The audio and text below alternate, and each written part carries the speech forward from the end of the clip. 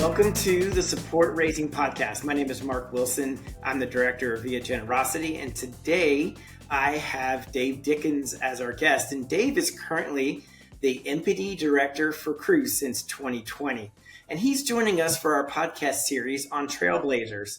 And today we're talking about how leaders trailblaze in setting an MPD culture that's healthy and promotes the best practices and biblical foundations in fundraising. So thanks for joining us today. And Dave shared a little story with me about how when he was participating with Cru in college, he only missed one meeting in 4 years. So Dave, I'd love to hear a little bit more about that story and how you managed to only miss one meeting. Yeah, that's one of my claims to fame. But yeah, for 4 years, the weekly meeting on Thursday night, and only missed one in my 4-year career.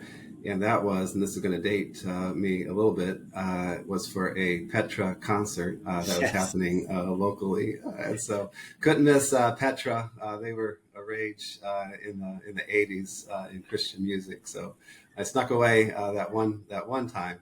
But that was the only time I missed a Cru meeting there at Kent State University in Ohio. Nice. I don't think I realized you went to Kent State. I went to Taylor University in Indiana, so I was aware of some of those other Midwest colleges, but very cool. Yeah, we were, so graduated from Kent State and then served at Ball State University, so closer to Taylor in Indiana. So we were there for 13 years before making the transition to come down to Orlando to work at our world headquarters. Wow. We share. My oldest daughter lives and works in Muncie, Indiana, right near where Ball State's at. In fact, her apartment is a stone's throw from the football stadium there. So wow. That's a small world. Yeah. Yeah, that is. Yeah, and our house is just one street over from the stadium. So that's great, Mark. Yeah, good deal. Well, we're going to talk a little bit about how leaders set culture. And sometimes culture is an ambiguous term. You know, we don't really know what it is. And I was thinking when we were preparing for this, I read this cartoon once, and it had these two young fish, and they were swimming by an older fish. And the older fish asked the younger fish, "How's the water today?" And then as the two younger fish swim off, one of the other ones said to the other young fish, "What's water?" And I think sometimes we live in culture, but we're not always aware of what it is. Like we know it's there, but we don't, because it's our presence. And so I love to start our conversation with, some people might wonder, why are we talking about culture as related to ministry partnership development? Like why is it important and significant, in just thinking as a leader? So what are your thoughts there, Dave, on that? Yeah, because, we talk about culture, there's healthy culture and there's toxic culture. And so when we think about MPD, we can be in a culture, that's very encouraging, very positive, that, one ways I think about positive MPD culture is when we're, good things are said about MPD, that MPD is not a conversation stopper. But people are even quick to talk about, God's, provision for them, versus a toxic culture where maybe MPD is really not even talked about, not necessarily encouraged, and even things are hidden related to their support or related to their financial situation. But yeah, when I think about a healthy culture, it's a culture where things are not just talked about, but actually people are encouraged, to be working on their support, and not just in isolated times, but more even in an ongoing way. But when I think about a team culture that cultivates that kind of positivity towards MPD, well, the impact is that people feel good, or people feel encouraged, or people feel motivated, just definitely to be working on their support. Yeah, I thought you said a couple of things there that they piqued my interest. One was that, you talked about it's a culture, I'll use a different term, but it's sort of the unstated, unwritten values, like what do we actually believe? Like some leaders might say what people say around the water cooler, right? Or in the chat, the Slack channel, right? Right. About it. Yeah. And then the other one you said is that the actions match the climate or the planning. And I thought that was a really significant observation you made there. And that's and one of the things that we talk about, we actually in crew, one of the first things that we did as I went into the role of the director for MPD is to try to give a little definition, to what are we trusting the Lord for in terms of our culture, and so even having a really defined vision of an envisioned future of what that culture, would look like. And again, it goes back to some of the things I was just sharing in terms of the way that we talk about MPD, the messaging that we have about MPD, the encouragement from team leaders and with peers to work on MPD. Again, as we have that vision and sort of understand and know what it is, it gives us something, to be working towards. I love your thought there about what are we trusting the Lord for? And it made me think, like, sometimes we feel like as leaders, we have to come up with culture, but the Lord's already set a culture for us, hasn't he? Right. Yeah. So like in your mind, what kind of culture has the Lord set for us to be thinking about provision and fundraising in your thoughts? Well, one, I just that we are constantly reminded, and this is just affirming what you just said, is that the Lord, in terms of messaging, in terms of scripture, that the Lord has really called us into this ministry. And because he's called us, he said that he will provide for us. And so I want to constantly be reminded and want to remind others that that's what the Lord has for us, that he desires for us to be fully funded, that the worker is worthy of his wages. And we want to remind ourselves and our staff that we lead in those biblical, principles. And so part of our messaging is always, going back to the scriptures and being reminded of that. Yeah, I like.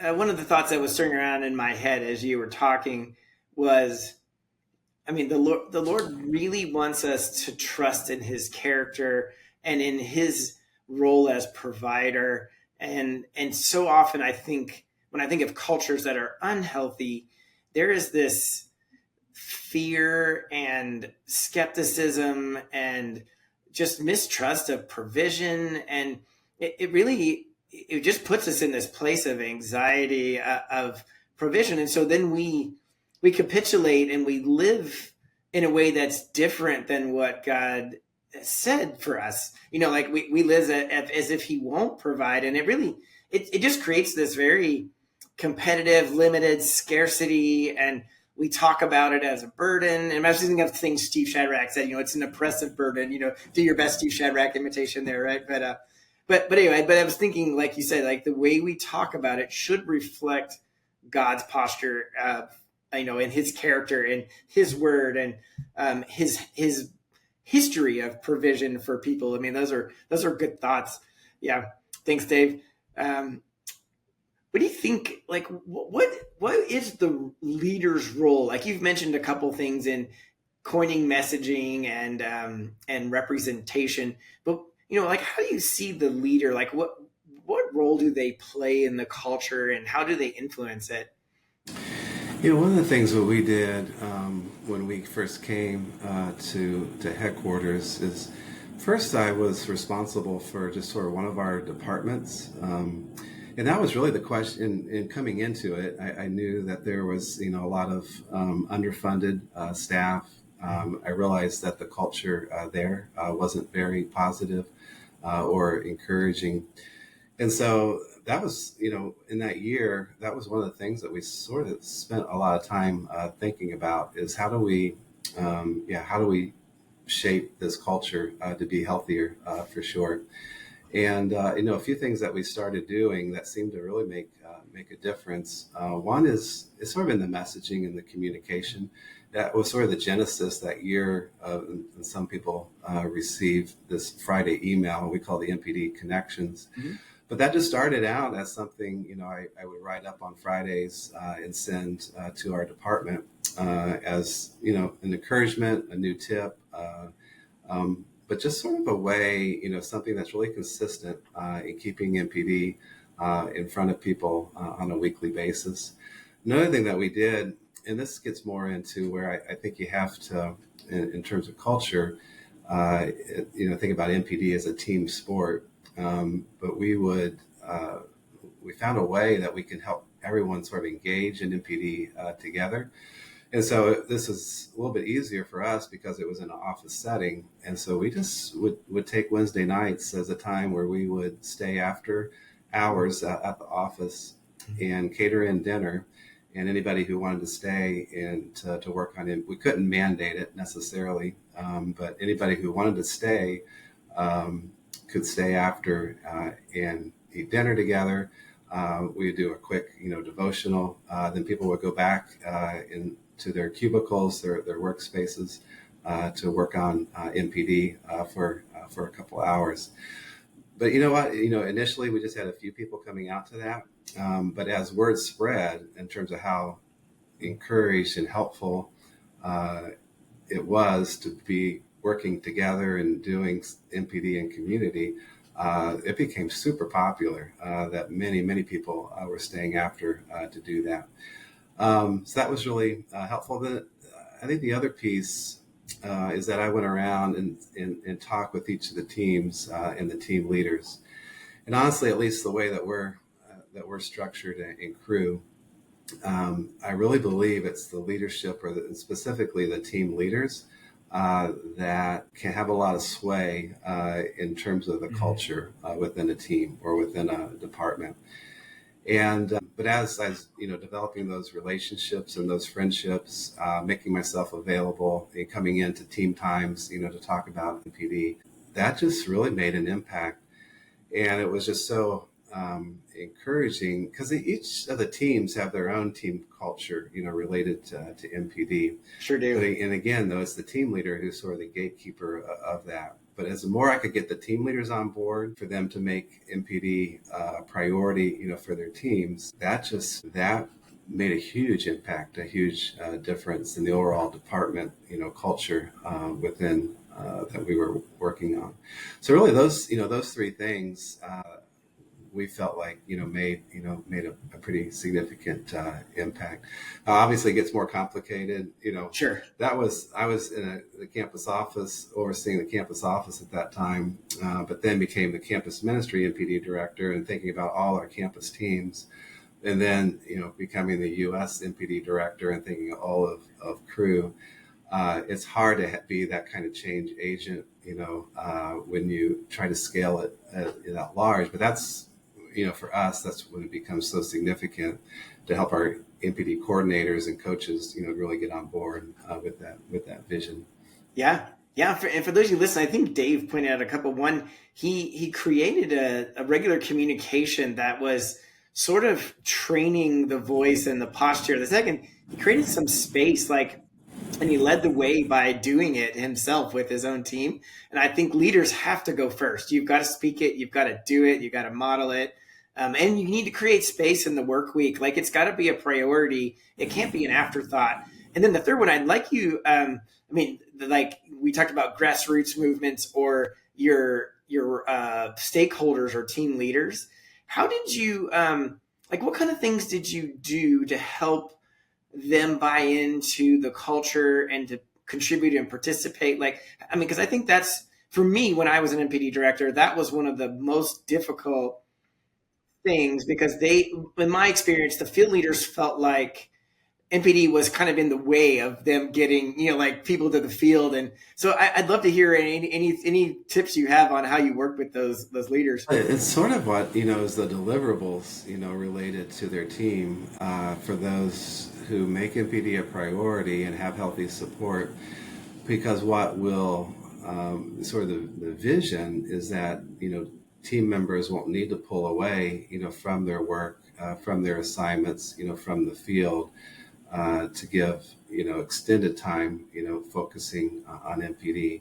So I try to help them see, that this would be the outcome. This would be the positive outcome if we can go ahead and make MPD an integrated priority, something that, each person is committing, to work on a weekly basis.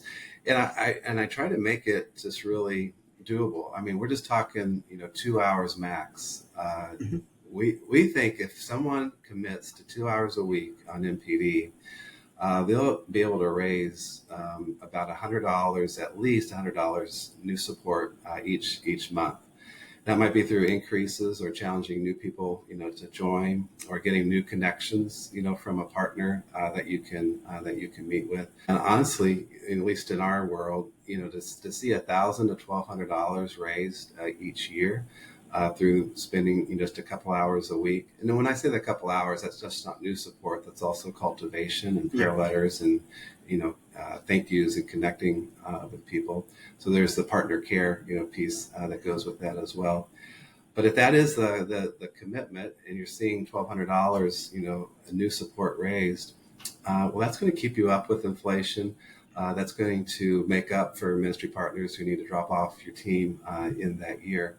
So I just try to cast that vision, to team leaders, that if this is something that you can commit to and create an environment or create better team times where you all come together for a couple hours to work on MPD, that in the long term is just you're going to have a healthier team. You're going to have, team members who don't need to leave. Again, at the end of the day, your team is just going to be in a much better place to accomplish the things that you're trying to accomplish. Yeah. Yeah. I mean, it sounds like you did a good job of identifying with their ultimate goal, which is that they would have workers on the ground who could make disciples and share the gospel. And in order to do that, they needed to make this a part of their work week. And it was tangible, and you had real measurable, like, we think you can see this kind of impact. So, I mean, I think all those things speak to leaders, like how it helps facilitate their ultimate end. Yeah.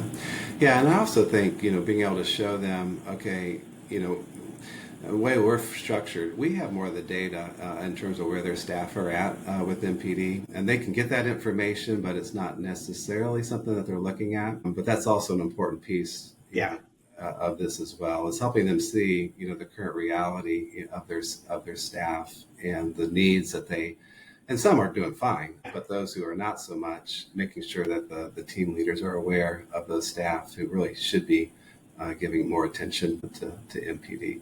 Yeah. I remember, Steve Shadrach says this a lot, but he just says, loving your staff well in your support raising culture and activities may be one of the best forms of missionary care that you can have.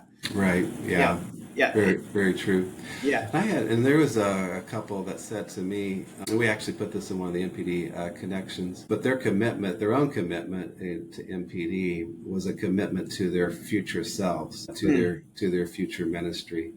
And just the reality, if I take care of what I can take care of now with MPD, and again, giving it attention on a weekly basis, really what I'm doing is I'm serving well the people that I'll be able to impact in the future, because I'll be there. I'll be able to show up. I'll be in a financial, healthy place, fully funded and fully engaged in the mission. And I thought that was so helpful. And that, again, could be, the vision that we cast, to team leaders as well. Yeah. Yeah. That's great. It is, we live in such an instant, instant gratification culture, that it's really good for us to shift our perspective to where we want to be in the future and future success. And, making small steps every day that's a really good mindset. And it also doesn't feel quite as overwhelming too. Right. I can make little steps and do that. That's great. I was wondering, as you've watched some MPD culture over your years of experience, is there any mistake that you've seen maybe younger leaders trying to change team culture, or that maybe leaders make in trying to implement things that we might be able to help some of our listeners avoid? Well, one of the things which I thought would actually be a game changer for us, which it still is important, and I'm glad that we did this, but it didn't have the impact that I thought it would. But we actually did. It was a policy change that we made with our supported staff to say that they were given, so much amount of time, to work on MPD on a weekly basis. And, honestly, before that, I think our policy was you could take 2 weeks out of the year to work on cultivation as well as new support. And then, maybe an hour a week or hour a month to work on your per letter. So we thought it was a big shift, a big change when we made it an HR policy to give staff 2 to 3 hours a week to work on MPD. Now, what the mistake was that I made was that I thought that would be the game changer. Oh, okay. That once staff, were freed up and aware of this change, that they would quickly, jump on board and make it a priority. But that wasn't the case at all. Again, it's a great thing to have. And I would encourage any of us and our leadership influence, to see that, be something that's actually in writing, but it doesn't translate to change of behavior for our staff. That gets back into, some of the other things that we've been talking about. To get staff to take advantage, of that policy was also what was needed, for that to happen. So maybe the principle there is, we can think processes and policies, we can maybe take too much. Again, I think we need those things, but not to think that that's what's going to, make the biggest impact, for our staff. Yeah. I was thinking, I saw somewhere, I think that California has like 400,000 laws on the books, and laws alone don't, you're right. Or policy, structure, procedure. You're right. It can't happen in a void, like the piece of paper or the ink. It really needs a support structure and actions and priorities. Yeah. Like you said, it's got to follow the actions have to follow. So that's a great observation that just winning the policy, change doesn't fix everything. That's a good example. And it's interesting though. It is, in terms of the culture, I think it is a both and where we've been talking about, there's, from the top down, where we do have the policies, where we have leadership buy-in. Again, I think specifically team leaders are so significant. But there's also the grassroots, type of change, and that's where you start small, but you start with, maybe a few staff on one team that really get a vision, for this and really commit to it, and how, that just then impacts, the rest of the team and even the team leader. And so one of the things that we're trying to do then is to find teams that really model that. So that they can then influence and impact other teams, towards that same direction. But sometimes that takes, opportunities, to spotlight, various teams or spotlight various team leaders. As that gets more and more attention, we want that to, sort of create some momentum. As one team leader sees what this team has been able to do and how they have really healthy, the staff on that team have healthy support, that's something that they want to see happen, for them as well. They become very teachable and they're asking, for those, for resources and such. But that's the grassroots, type of effort, which takes, definitely takes a lot of time.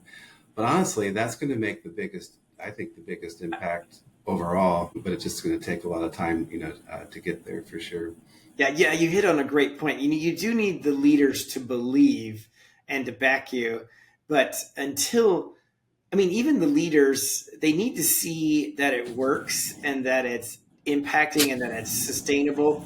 Like I was thinking of one of our partners, Josiah Venture. They've been, the last 6 years, they've really been working on raising support with their local workers in Central European countries. And, they had a couple countries that were very, they have different country leaders, but the Ukraine was one of the first, it was one of their smaller teams, but they became one of the first fully funded teams. And then it became the story. And then all of a sudden their team could do things the other teams couldn't do, and their staff retention. But it became the storytelling, and so I think that's I know when I was in my first role, the leaders were very skeptical because we just had a long history of not high success in this. and they said you could send one person to a training, and try this new model. And and so they sent a 30-year veteran, and it revolutionized. Like, he came back, and anyway, he became a champion for the cause because it transformed his life. And so anyway, I think you're right. Like, those grassroots things can become like case studies for like, does the new culture work? So Yeah, and a lot of times, in team leaders, I mean, they're influenced by their peers, and again, there might be things from the top down, that they're hearing as well, which is helpful, especially if those leaders are modeling, what we're wanting them, to experience, as well as their team. But peers, they influence each other maybe even more significantly, and so whether it's people on a team or team leaders, as they're being exposed and sort of catching the vision and the enthusiasm and the fully, those who are experiencing being at full funding. Again, I just think that has such a positive impact on the group. You're right, and there's I mean, that one of the, I'm learning a lot about CQ culture, but the idea of power distance, the peer relationship, there aren't as many, like, there's not stuff to wade through. They speak to each other like friends, like, right. It's more casual. There's not as much threat to it. So you're right. There's some good insight there. Yeah. Well, as you think forward, like, when we go from talking about what is culture and what are some of the challenges, and like, where would leaders start? Like, you're the newly appointed MPD director for an organization, or, like, what would be one step that they might start thinking about? Just like, what's the action that they could do first? Yeah, Mark, and this is, I mentioned this earlier, but what has really served us well with this was one of the first things that we did when we transitioned into the role was to think through, okay, what are we going to trust the Lord for with MPD and crew? And this became sort of an exercise in this thinking through our envisioned future. And it actually ended up being an 8-page document. Oh, wow. That really sort of takes on a lot of different aspects of MPD, whether it's the coaching, the training, the content and resources that we want to create, the culture that we wanted to develop within Team MPD with crew, as well as the culture that we wanted crew to have, related to MPD and financial stewardship. And but that was just so it just was so clarifying. Okay, this is and we call them vision scripts, which I borrowed from Michael Hyatt years ago. And the idea with the vision scripts is not how, but wow. What? As I stand in the future of my future self or the future ministry, and I look around, and in our context, thinking about our staff being fully funded, what do I see, and what's our training like? What's our coaching like? What's our culture like? But doing that, and it took a few days, to really process through all that. But just sort of having that clarifying picture of what we were wanting to trust the Lord for, and per our conversation, related to the culture of MPD and financial stewardship within crew, was very telling, was very helpful. Again, very clarifying. This is what we want to move towards. And it's so great, when we have these conversations, we'll, as a team, we'll pull out these vision scripts and be reminded, okay, this is where we're headed. This is what we want to see happen. And then, okay, what are the next steps, towards that vision? So I would encourage us as leaders that if we haven't done that, that would be maybe the first thing that we do, is to sit down and sit in that future and look at, okay, what is it that we want, to see as we think about culture within my ministry related to MPD. Yep. That's a pro tip, guys. If you hear anything that we said today, that one right there that's a gem. And I love it because I mean, it starts spiritual. It starts with what does God say the culture is, and then what do we believe and how do we want to apply it to our context. So that's a really wise move. And Yeah. like Dave, one question to follow up on that, like who would be involved in that? Like you envision, like you're involved in it, and who else was at those meetings, and then who else did you have to invite to kind of buy into that preferred future? Well, honestly, I think initially it was just me, Oh wow. uh, and got away for a couple of days at a retreat center, and just was just sat there with the Lord Hmm. and started writing all these things out. And then then I met with my team, and so there's five of us who are part of our national team, and I shared it with them, and then they spoke into it, and we wordsmithed it and crafted it a little bit more. And from there, though, then we went to our broader leadership team, which is for us means a lot of our MPD coordinators who are overseeing different ministries. On one of our first calls, it took us about 15 minutes to read through, but we just read the vision scripts, and it really resonated, with them as well. And then from there, we shared that with our coaches. And so, and I don't know if that's the best way, to Hmm. do this, but it really, but uh, you know, uh, uh, in terms of the person, if you're leading your efforts in MPD, maybe it starts with you and just sitting down and thinking through that, but then invite, others on your team to speak into it as well. Yeah, yeah. Thanks. No, and really, I think every organization is going to be a little different because we have different sizes and different capacities. But the exercise of people thinking through who should be involved in who are the like in my agency. I mean, do I need to have my senior leadership? Do I need to have my feel? Like I think that's the important process is who needs to buy into it once you get Yeah, it outlined. And so that's yeah. that's really good step there. And then we revisit that. We usually do our planning times in August, but we'll sit there in our meetings and read through the vision scripts to be reminded. And what's nice too is that we've exported, that also to cruise leadership, and we don't expect them to read, the 8 pages, but there'll be certain things, that we highlight that we'll want to be communicating, to our leadership. Again, these are the things that we're wanting to see the Lord do and Yeah, what we're trusting the Lord to do. And again, per our conversation, part of that, a big piece of that is the kind of culture that we're trying to create. yeah. Yeah, I mean, that's a really good step for people. Well, as we kind of think, are there other ending thoughts or just kind of things that you would want to leave the audience with, or some summary things that you were thinking about? I would just say this, sometimes, you know, it can be hard, to give attention, to this.